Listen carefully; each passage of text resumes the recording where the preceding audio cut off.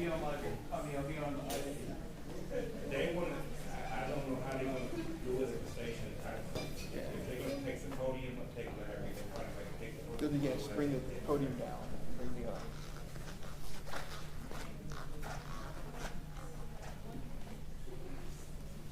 You're so demanding, Larry. I know, right?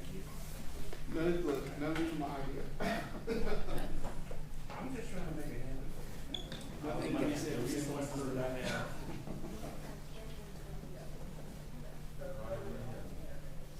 For you, the world, my friend.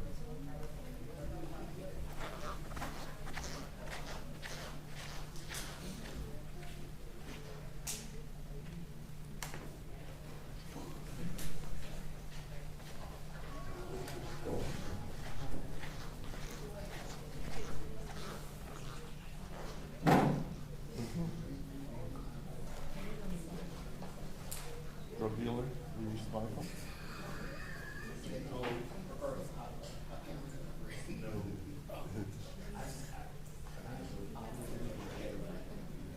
Doesn't matter. Doesn't matter to me.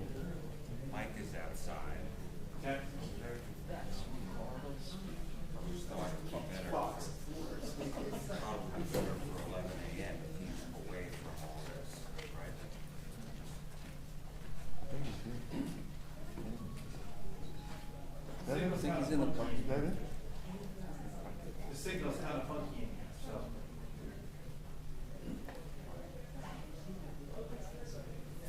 That, you know, you can always say, take my shot, you know, when you're, it's here.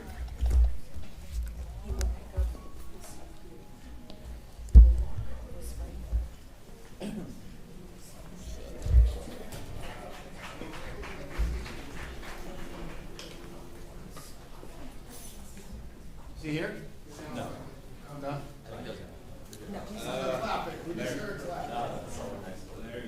That's me, that's my fault. My bad.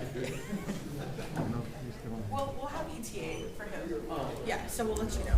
You're gonna hold him out there? What are you thinking so far right now? You guys think of ETA? I imagine, I can ask. Please. Yeah. Several of the 11 o'clock actions, so just trying to Yes. plan things. I appreciate you. Thank you.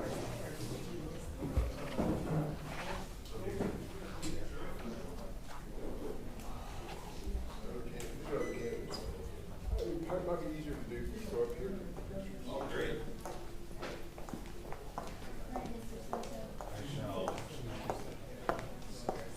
Careful with the one here.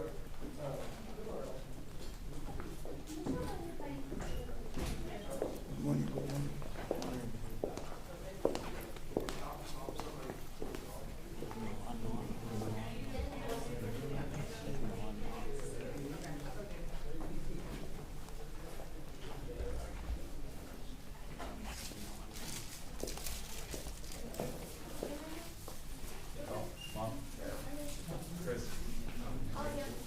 Yeah. Watch the wine.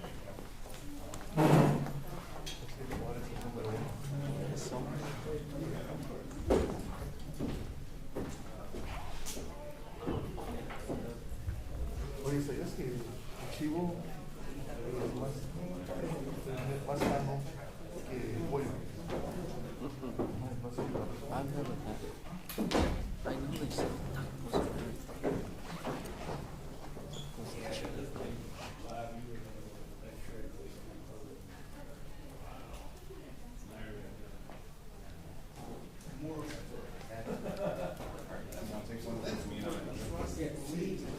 Are you saying it moral or immoral support?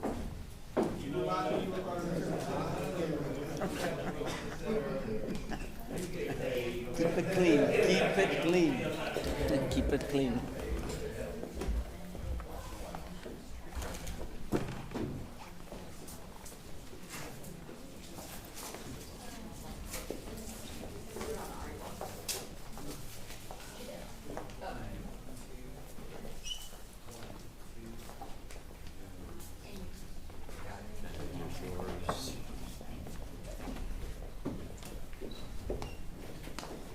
Kenny, where's your friend?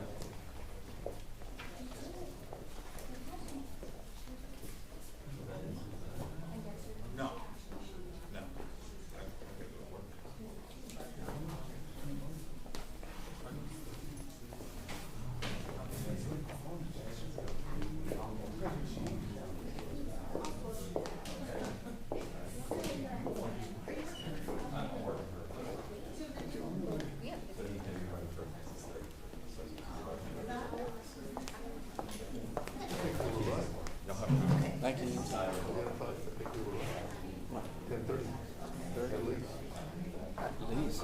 already 10:30. 26. He'll be, if you guys want to be over here with me, you can just like stand on the side over here. Cool, thank you.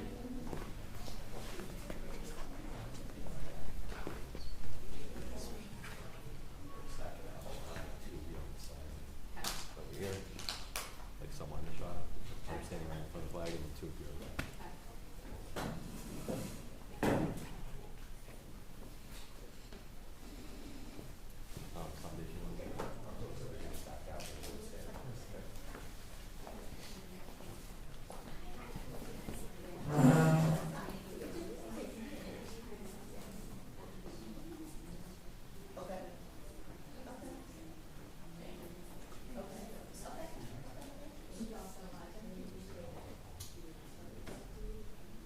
So what are we looking at time-wise? Just out of curiosity. Oh, Mr. Chairman, I'm just gonna call them and get the ETA. We should be going here. I think it's 10:35 ETA.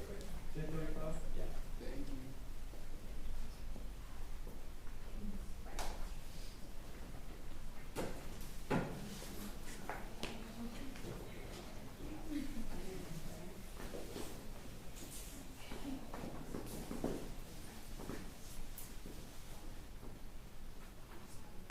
I went to Alibaba's yesterday. How was that? Rico, Puerto Rico. I liked it last time. I've taken it here. Once, good.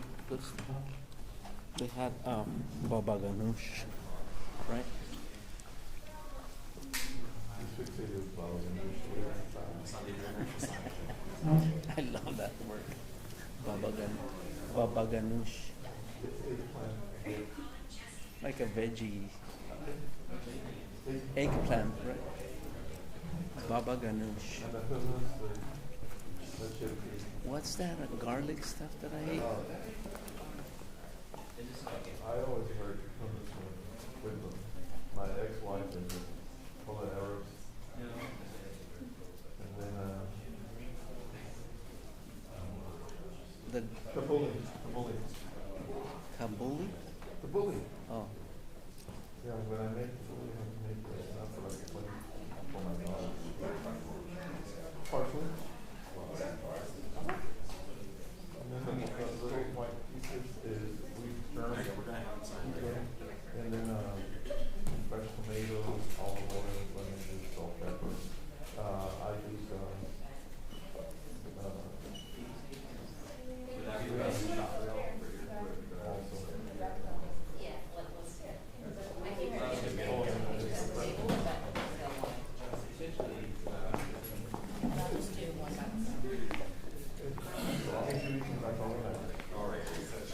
it's mostly veggies though, right? no. A lot of, yeah, like garlic and all that. There's a lot of stuff. Lamb. Down there, right? There. For right here. Going over here, and he's going over here, then over there, and then over there. So you wanna do sign here, stand right here for gaggle and then we'll go over there if you. I thought he was doing the whole station. We're gonna do gaggle over here. Correct. Yeah, no, but he's doing that station for something for there, I think that's where he pays, then notarized over there from what I understand, or everything changed. Has he got the paperwork done? Paperwork, yeah, paperwork's done, we have 5 minutes, just to sign It's the this. sign, okay. Yeah, so all those steps are gone. So basically, all he's gotta do is take it. Yeah, Am I correct? I'm pretty sure, let me just double check with the county folks. Everybody's saying something different. Everybody's saying. She just went through the motion, like boom, boom, boom, boom. And this guy says just. So here's, so all that goes up.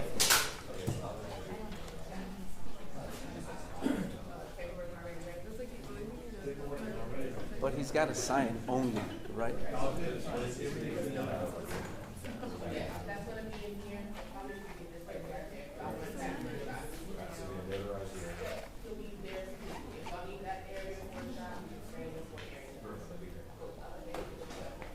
there's Notarize over here. Okay, you wanna bring the notary and have him stand like you are like that, cause we don't, yeah. Just That way they'll we, be sitting here. yeah, that way we see him. Gotcha, okay.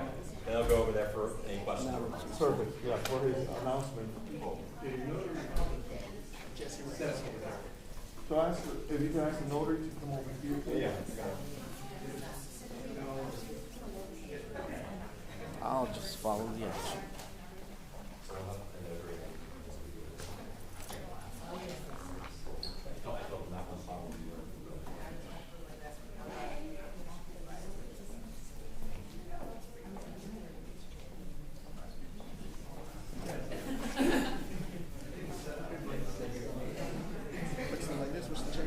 So the notary, he's already signed the paperwork. Okay. He's gonna come in here, do something here, and then notary, and from here, he goes to the podium. Okay, perfect. I want like 2 over here, And then. or 2 or 3 over here, 2 or 3 over Wine here. list. Okay. He stands right here. Oh. Yeah, I want a mix. Which way you walk? Follow the action. Okay. I'm gonna have you. I'm sorry. Okay, right here. I got you. Okay. Okay. That one. I'm gonna have Jane, you're gonna come over here. Yes. You stand right here. Thank you. See, I'm gonna have you right over here. That's what You, sir, I'm gonna have you right here. Sandy, I'm gonna have you come over here. See if you're short enough. Perfecto. I'm gonna have one of you What all is come Paige over still out on the field? Or? She was grapevine. Oh, doing the Christmas stuff? No, something with Caterpillar that's gonna happen a year from now. Oh, dang. They were supposed to go to the Grapevine Christmas, the ice sculptures. And I was, I mean, it's just a soundbite, and then they're gonna show me around. And oh shit, I just caught it. It's okay. It's okay. It's okay. That's the name of the game. Unless you need to be there. Or I just want to hand it Over here. And then Nicole, if you want to stand in the background over here as well. Yeah, she's taller. Thank you. So you'll stand behind them over here. You think? You just you stand line up. And then you guys just pull up on it right here. Perfect. You all both did. I think so. Squeeze in, squeeze in, squeeze in. Yeah. Squeeze in this way, squeeze in this way. Okay. Over. Okay, I think that works. I think that should work over here. Okay. Thank you guys for being here.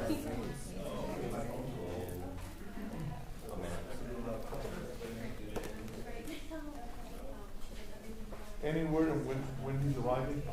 Excuse me, any word on when he's arriving? When he gets in here, you put these on your arm. Just give him the round walk.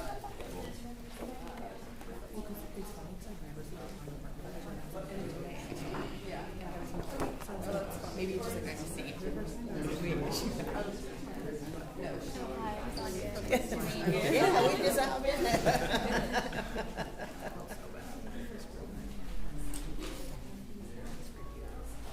Word of caution, our mics are hot, buddy. Okay, thank When we you. start transmitting, Got it. that time will go out. Thank you.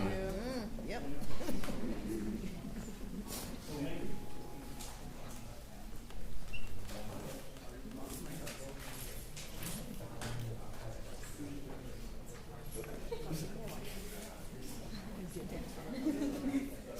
Did not wash my name. Yeah, right. Should I fly? Did not have to fly. Yes. You really want me to?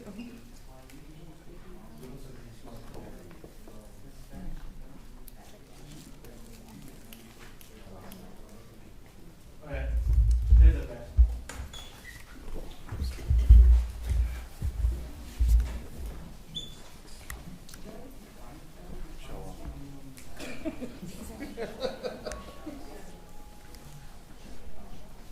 Check, 1, 2, check, 1, 2.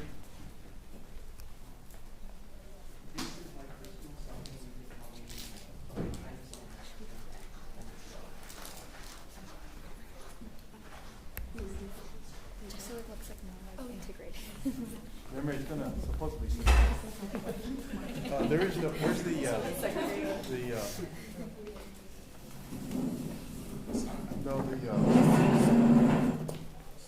I don't know, the person who does the documentary? Notary. She's not around. They're not here. Not here. Probably need her.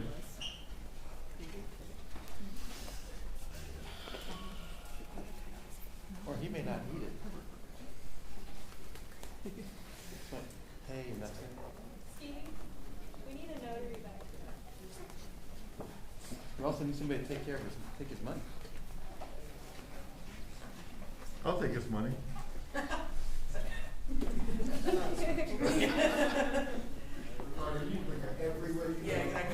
out shot. Very nice shot.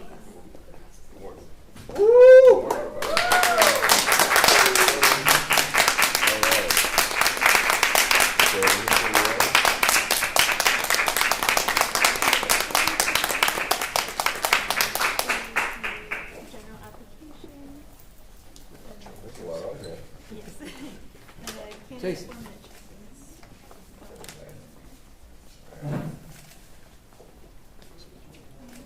If you'd like to take a seat and fill it out, there's a table. I'm not sure that's as good of a footage. Hang on. Oh, sir. Right here.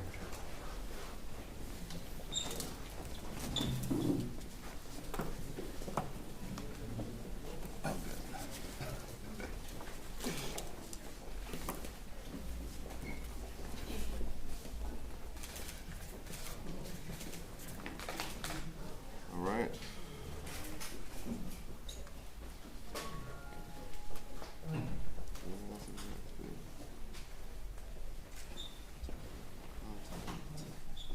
All right, that's it. Podium's right behind us.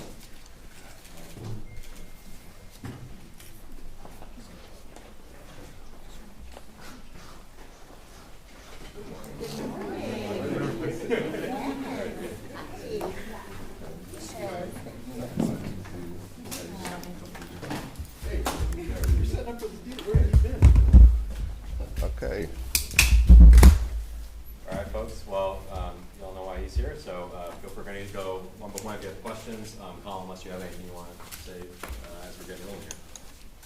Yeah, I'll just say a few words and then take your questions.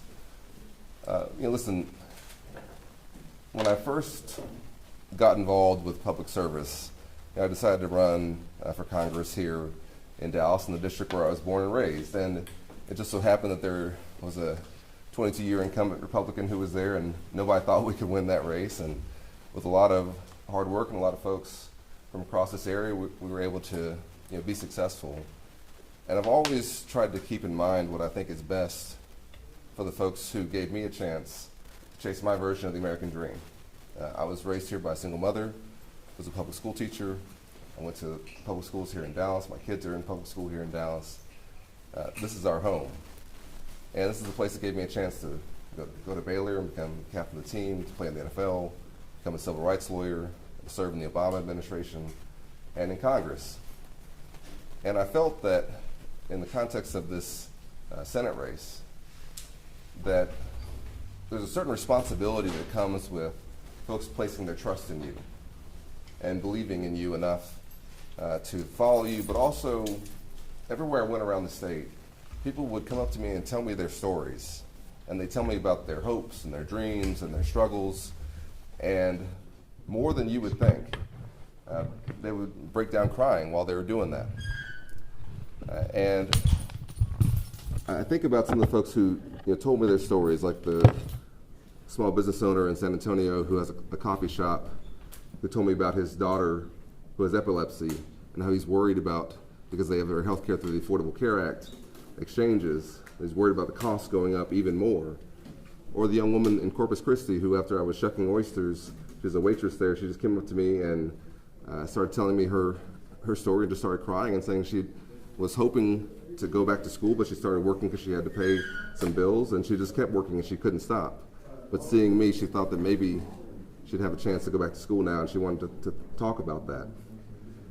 That responsibility means that I have to do what's best for the state, and in this case of a time when Donald Trump is daily putting at risk all of the things that we care most about, daily violating the Constitution, that we can't afford to go into this election divided.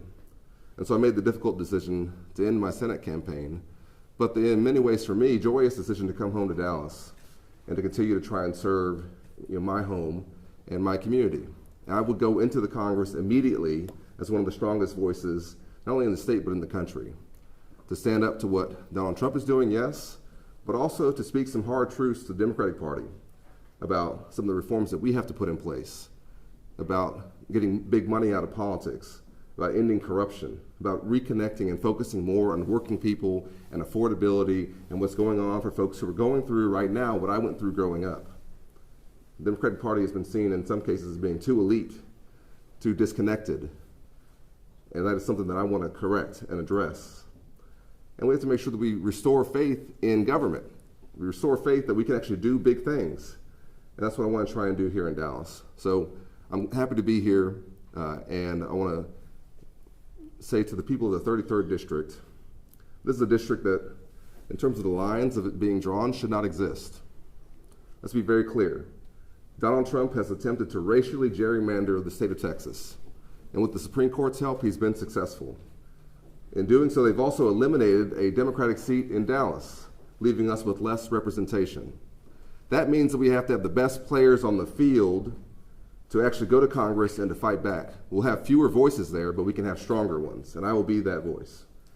And so to the folks of the 33rd District, which includes the place where I was born and raised, and where I saw my mom struggling growing up, and where so many of the events of my life have taken place that have allowed me to do what I've done, I want to say I'm asking humbly for your support and to be your representative in Congress.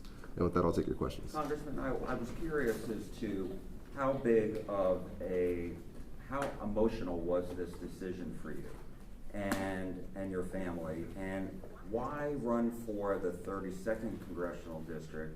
Why go back to Congress, and why not run for another statewide office? You've been traveling the state. This would be your second statewide visit. Yeah. Well, I always approach this from a perspective of trying to do what I think is best as a public servant. And I prayerfully thought about how I could best serve in this moment. And I thought that a bruising primary and runoff that would have been guaranteed was not in the best interest of the state. And I also thought that, as I said, that folks have placed their trust in me over the years, and that with that trust comes a certain level of responsibility to do what's best for them. But that I could also continue to serve in a different way. And that I have important insights and important experience to bring back to Congress, to go in with much more knowledge, energy, and focus even than I did last time. And we got a lot done in my first 6 years in Congress. But I'm going in not just to leave things as they are. I want to shake it up. This Congress has completely abdicated its responsibilities. It's forgotten that it's Article 1 of the Constitution that deals with the Congress. They have completely, I think, left the American people wondering if there's any leadership at all out there. And I'm going to go into Congress with the help of the folks here, and if I'm so honored to be there, to be our nominee, as somebody who will be there to shake things up and to speak some hard truths to everyone, and to say, let's fix these things, let's get this back on the right track, and let's do it as well as we can together. Congressman, you want to avoid a Senate primary, a bruising Senate primary. You're still facing Julie Johnson, who's also running for 33. The LGBTQ PAC, you may have seen this last night, they said it's unconscionable for you. They said the last thing a Democrat should do is try to unseat the first openly LGBTQ member of Congress from Texas. They called it unconscionable. How are you going to tell Democratic primary voters you're different from Julie and they should elect you over her because you endorsed her? Let's be very clear. This is a totally new district. This is not a district that has any incumbent in it. I'm not running against anybody. I'm running for this district that, as I said, was racially gerrymandered by Donald Trump. There is no incumbent in the 33rd District other than Mark Vesey, which is in Fort Worth and parts of West Dallas. So this is an entirely new district, and one that encompasses much of Dallas County and the places that I've known and grown up in. And I'm well known here. And folks know my record of service. They know, I think, how I've approached doing this in a way that brings folks together, and that I've done it in a way that hopefully has some dignity to it. And so I'm going to be running on my record and what I can bring to the table. Anyone else who chooses to get into the race will have to do the same. But Democratic primary voters will see your name and her name on the ballot come March. What would you tell primary voters how you're different from her? Listen, I think it's not about her. It's not about anyone else. To me, I'm focused on what I know we have to do, which is that we have to root out the corruption and deal with the high costs and the risks to our Constitution that have placed us in a moment where we have to have our best players on the field. And I think I'm one of our best players, and I know what I'm going to do, and I know how to do it, and I look forward to doing it in Congress again.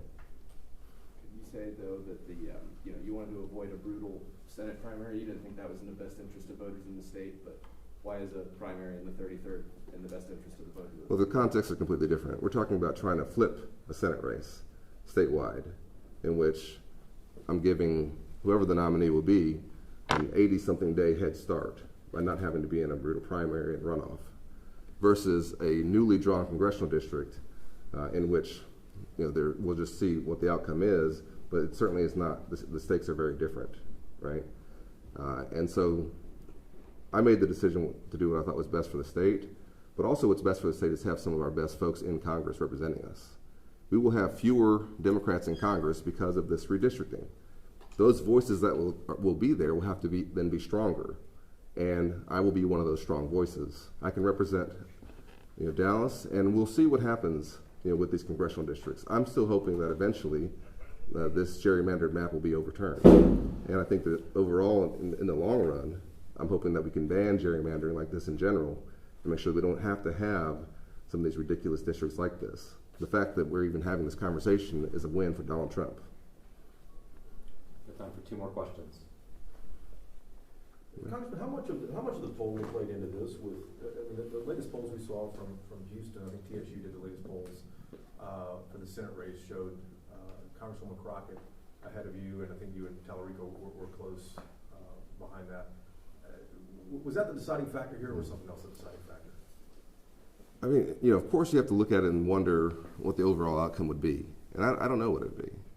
But I know what the result would be, which would be bruising and divisive, not only primary, but then runoff. And that to me would leave the eventual nominee with very little chance of being successful in November. I do have some experience with this, and I also know what it's going to take for us to have a breakthrough in a state where we haven't done this in some decades. And I don't think it looks like coming out of a race like that. Will you get behind either Tallarico or Crockett if she announces this afternoon? Will you endorse one? I'll have more to say on that in the future. I'm focused on the 33rd district right now, but I'll say that Jasmine's a friend who I've worked with and known for some time, going back to before we were both in office. To me, my focus is on making sure that folks here in Dallas know why I'm running to represent us in Congress, and I'll weigh in on some other races over time. What does your family have to say about you changing and running? Well, I think my boys are pretty excited about it. I told them I wasn't going to have to be away nearly as much. I've got a 4- and a 6-year-old. My first born son, Jordan, he was born a month into my time in Congress. I was the first member of Congress to ever take paternity leave when I took some leave to go care for him and my wife. And then we had Cameron, our second son, a couple years later. And much of that time has been spent with me campaigning and serving and having things like January 6th and threats on the House and all kinds of things going on.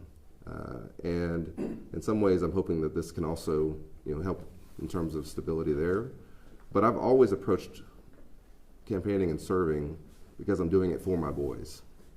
And I tell folks on the road this all the time, but I carry physical reminders of my boys with me.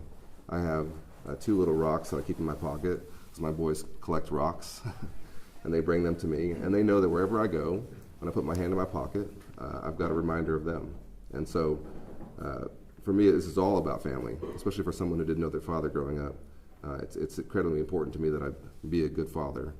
But part of being a good father is also having a country where they can get by and where they can become what they want to become, and where I'm not handing off a divided country, one that is a shadow of itself, that's also part of being a good father. And so I see that as part of my role. Well, there were talks also about when you were talking to Crockett. Have you talked to Julie Johnson about you switching to that race? Has there been like I said, discussions? Has there been a situation where it's like, I'm thinking about doing this. What's the thought? Because she woke up with this. Yeah, no, listen, folks are always free to reach out to me, and certainly Jasmine did, but I make my own decisions about what I'm going to do. And this was not certainly about Jasmine in the Senate primary or about anyone else in the congressional. And I'm doing what I think is best for the state and for Dallas. And, listen, again, to be clear, part of why we're having this conversation is that Donald Trump and the Supreme Court effectively gerrymandered the state, reducing the number of congressional districts that we had. I expanded us to having 3 congressional districts for Democrats here in North Texas by flipping a seat, right? That's now been taken away. And so we're having this conversation in part because of what they were successful in doing. But because of that, I think we have to have some of our strongest voices going back to Congress and saying that we're going to fight this out and we're going to try and get back to where we were in terms of our representation for North Texas. All right. Thank you, guys. Really appreciate it. Thank you. Thank you. All right.